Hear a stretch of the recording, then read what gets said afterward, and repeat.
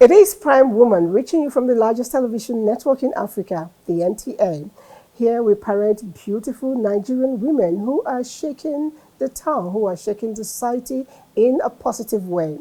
Now, to tell you the kind of woman I have today, I'll just go with a quote of Coco Chanel. She said, a lady, a girl, a woman, that's the female gender, must have at least two things.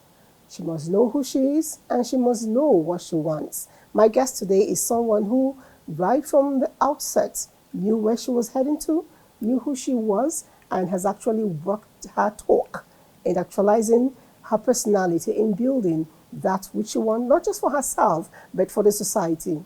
Who is my guest? We'll get to find out when we return. Don't go away.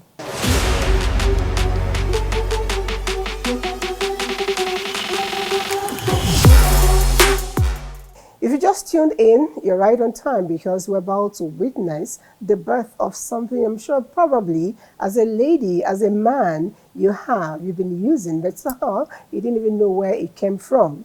My guest today is someone who's put in a whole lot of her years in serving the federal government. You'll get to find out how she's done that. Civil service in different cadre.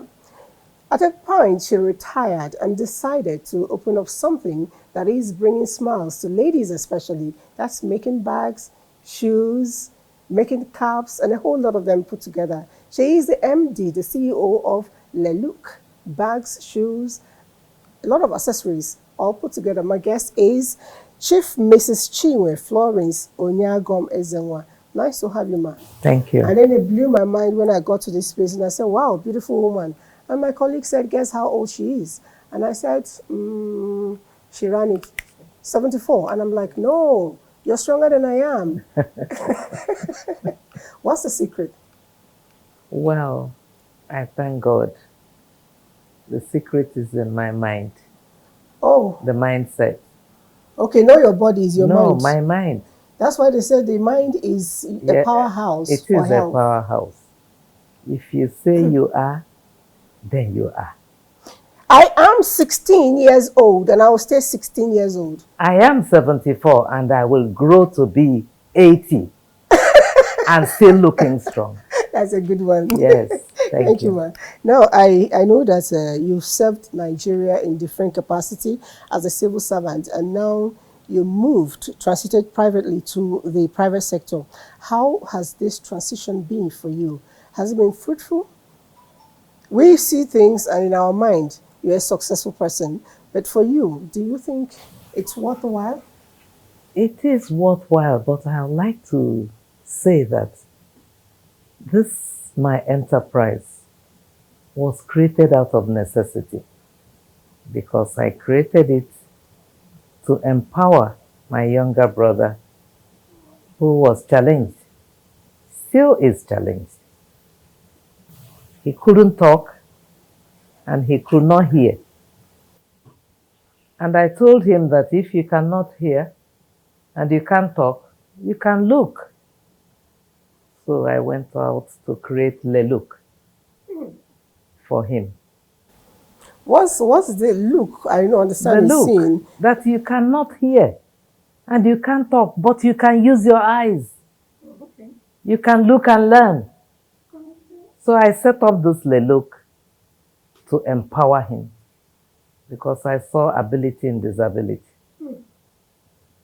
And I knew that someday that company is going to also put food on my table. So I was nurturing him and nurturing myself while I was serving government.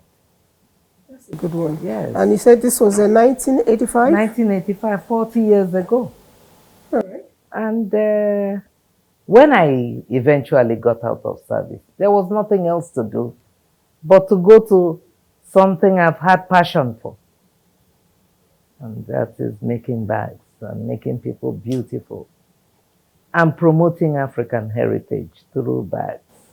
You know, when I talk about the African heritage, what I'd like to know, you're a trained librarian. Yes. You know, and I know because I have a librarian in the house, my sister, you know, Auntie, thank you. She's taught me a whole lot about cataloging and all of that. I see the meticulous way things are arranged because of the training. And coming in here, I went to your showroom, you call it the marketplace. I saw a whole lot of arrangement. It wasn't difficult for me to pick something. I'm asking, how did you redeploy your Liberian skills into what you're doing? Well, while I was in Canada, I was in a trade school in the evenings learning arts and crafts. Oh. Yes. Oh, okay. And I studied library and information science. We are very organized people because people will walk into a library. They don't even know what to read, how to go about it. But when you ask them one or two questions, you, with an organized mind, know exactly where to lead them to. And that is how I have used it as well to run this business.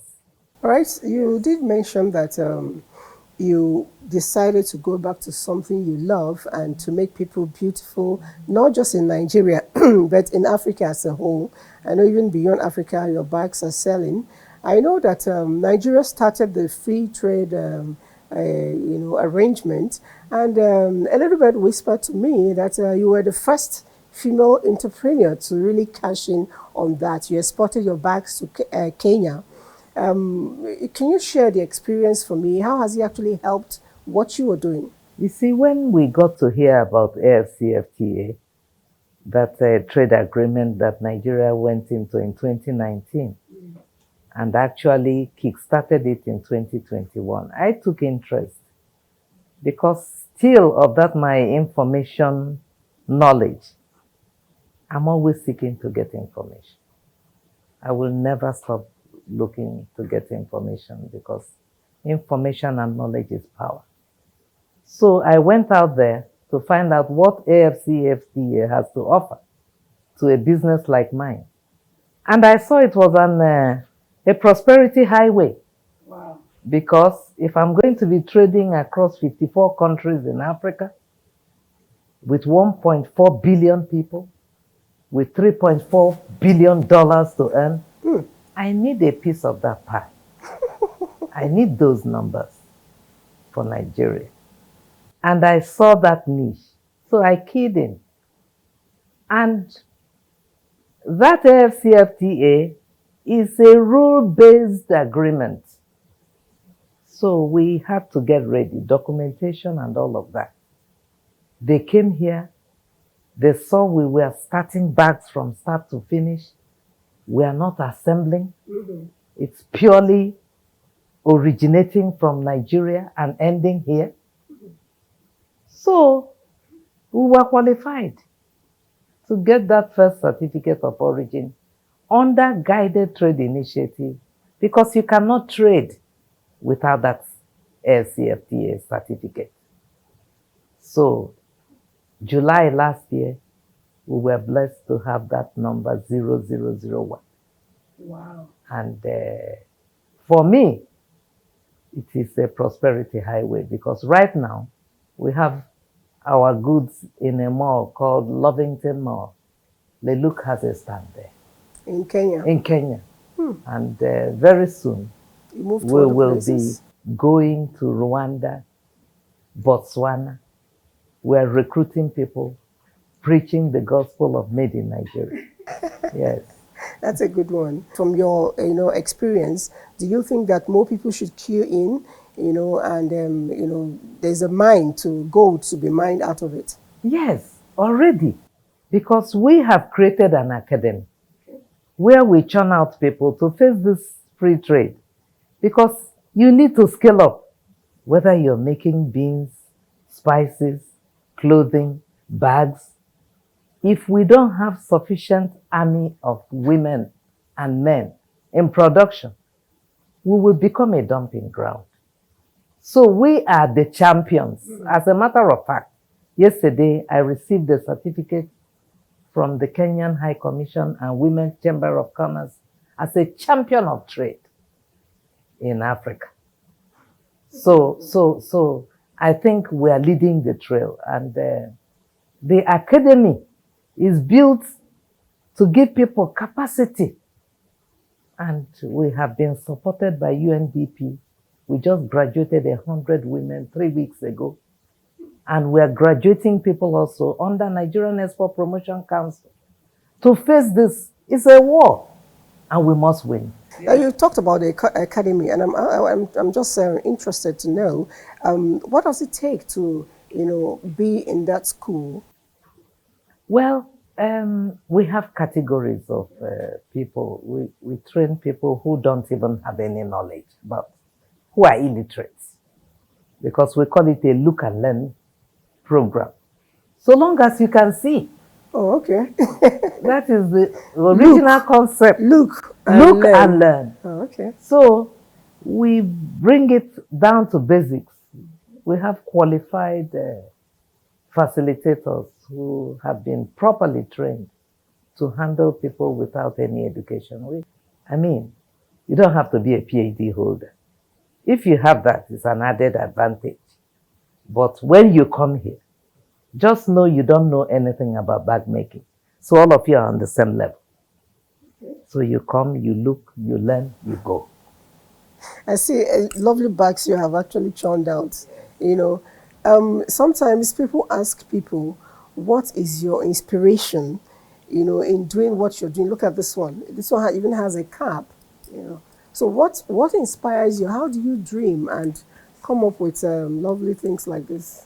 You see, sometimes when I tell people that I love sometimes when the airlines cancel flights, even though it hurts my pulse. But let me tell you what I do when I'm seated at the airport. Very angry with you. Let them be, but everybody has what inspires them. Okay. One of the most inspiration I get is sitting down and watching what people are carrying at the airport. I never heard this one. And when they are struggling with the bags, I think about how am I going to find a solution to this thing this woman is struggling with. When I get back, I try to solve that problem. So watching bags, like people watching birds, is my passion. Yes, so I draw inspiration from that. All right. One thing I know, your business, you said you've been on since 1985. That's 40 years. It's a big one. And rather than depreciating, it's going even higher. I love that. But then, for a business to stand, you would have done a lot of work. And I've been here for a while. I've not seen you raise voice, shout, scream. And it tells me your staff has this level of discipline. And I'm wondering, how are you able to achieve that? Because typically in Nigeria, ask them, they say manpower is a problem. I don't see that problem much around here. How are you able to do that? Well, it's everywhere, really. Sometimes for cosmetic reasons, I lower my voice. But generally, there's a limit to how you want to get people to do what you want. Because I've always believed that if you do not give people what they want, you cannot get what you want. True. So sometimes I let them have what they want. But if they go above that limit, I show them the way out. Because I'm a disciplinarian. True. Some like to shout all the time. I act. Either I suspend you, I withhold your salary.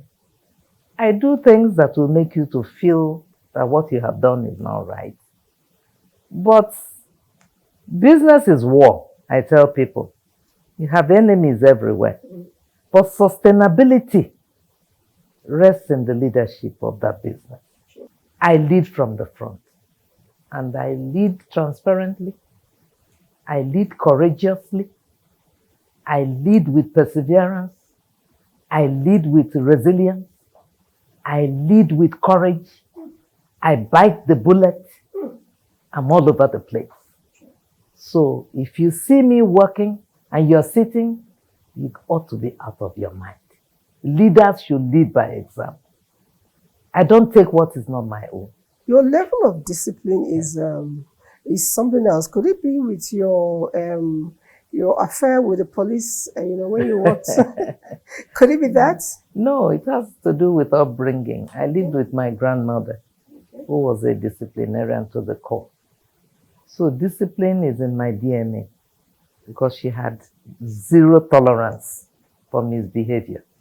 So I grew up also having zero tolerance for misbehavior. So you can't give what you don't have. True. Now, you joined the Britannia U in 2011, and I also know that's when you retired. And I know that these people's job is mostly on energy.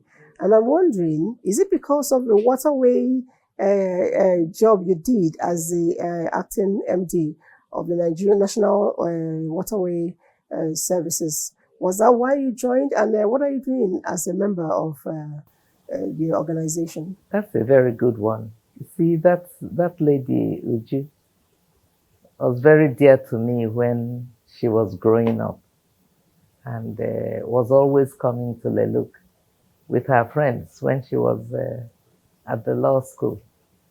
So when I retired, she said to me, "Auntie, you have a wealth of knowledge.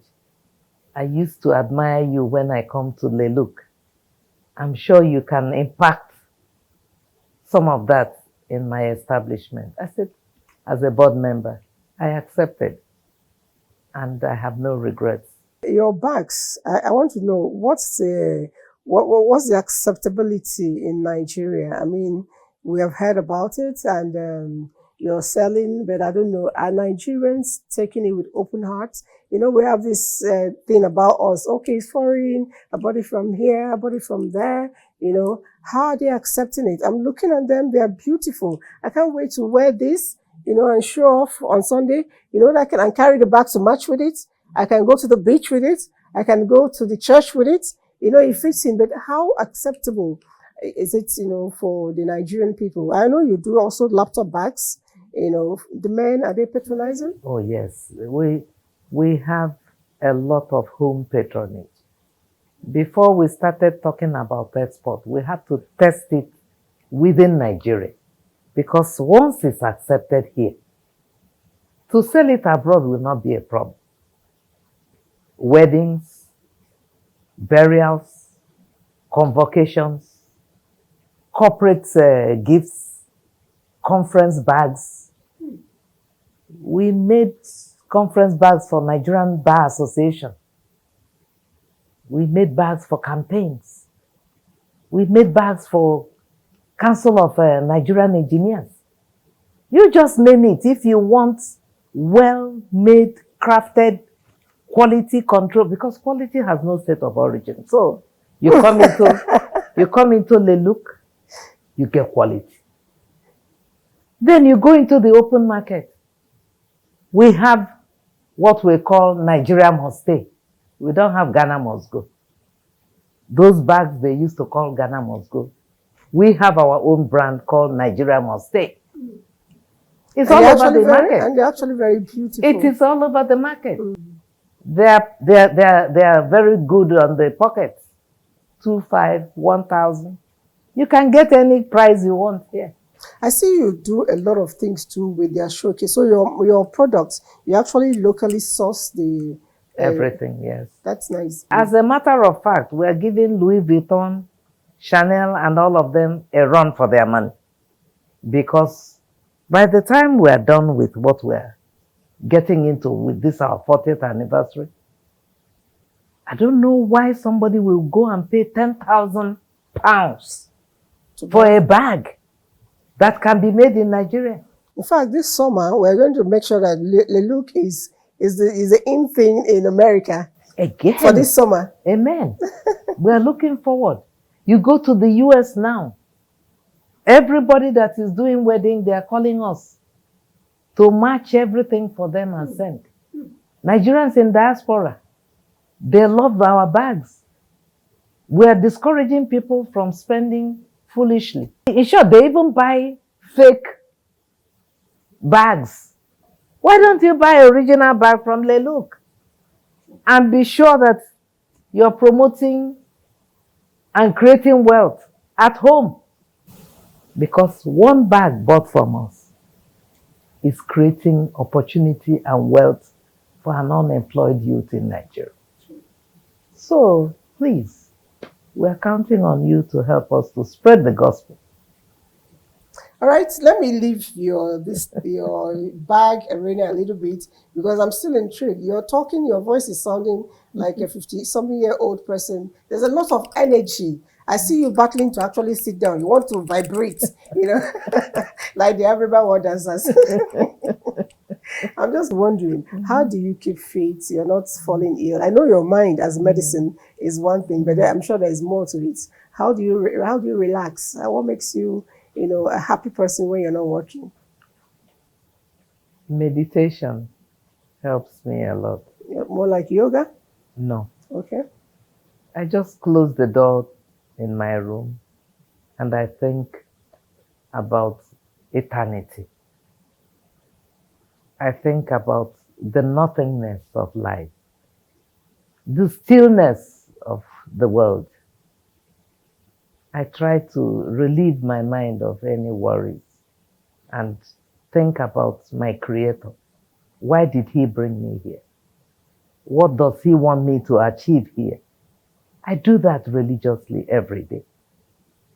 I need to live a purpose-driven life. And I don't hustle for what I cannot get. I don't hustle. No, I'm not ambitious to that level. I look for only those things I can get. That's interesting. Yes, and I do a lot of exercise. And I eat moderately. Okay. And I don't over-socialize. Oh, that's a good one. That's a good one. You don't over-socialize because at the end of the day, you have so many groups to join, and then you're trying to keep face with all of them. You lose yourself. It does make sense. Let me go back to the time when you were the acting head for the waterways in Nigeria, and roll back to today. What do you think we've been able to add extra? Well, you see, inland waterways is still not really known. It's unfortunate.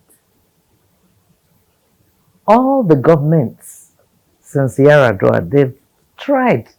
While I was there, they sank 34.8 billion to dredge the river Niger in Benue. And due to lack of maintenance, siltation took over. And we're not really making use of it. Because I know if you go to China, it's a money-making place for government, and of course, it makes a movement easier for the people. In Nigeria, we have a lot of waters, and it's not impacting on our society. It's a tragedy, but the current management, I must give this administration kudos for it. They are trying to tackle that issue because recently a lot of people have been dying, both mishaps, There's no reason for that. There's no reason for that. And I still try to reach out to the people that succeeded, that came after me. I still talk to them, give them some ideas. I don't abandon sheep. No, it's always better. Yes. When you take a step, you still look behind. I do that. And ensure that... I think they need a lot of capacity building. It's important. I'm glad you're still doing that. Now, your family, how do you unwind with them? And by the way, are they part of your business? Are they taking over? Of course, they will take over eventually. Okay. My daughter is key in marketing these products abroad. Her daughter is key to that. Wait, that's your grandchildren? Yes. So my daughter is one of the moving forces behind Leduk. So when it comes to foreign exchange, she stands solidly behind this company. If it has to do with buying raw materials, she will place orders for that. And her daughter is one of the chief marketing officers for this, because these are kids who are tech savvy. So they have to do what grandmother could not do. And then again, I tell people, when you talk about succession planning, it's not only your children that can succeed you. I have staff who have been following me. They are my successors because this business puts food on their table. If I'm no longer there and they want it to die, that is their business. It's not going to die. Because we continue to look and learn. Yes. Look. It's a wonderful having a beautiful chat with you. Life after retirement places you even better in the world global map than now. So some of us are about to, move out. How do you, advise us to ensure that we don't look down, start looking for a grave? We should look up because there's more to gain. Well, I think every woman should have an exit strategy, especially those working, and have that strategy early. Don't wait until you want to leave. That's a huge opportunity out there, massively. So why should anybody look back? Why should age and be a number? Why? I see many of my classmates there saying slow down. I tell them, I will walk until I drop.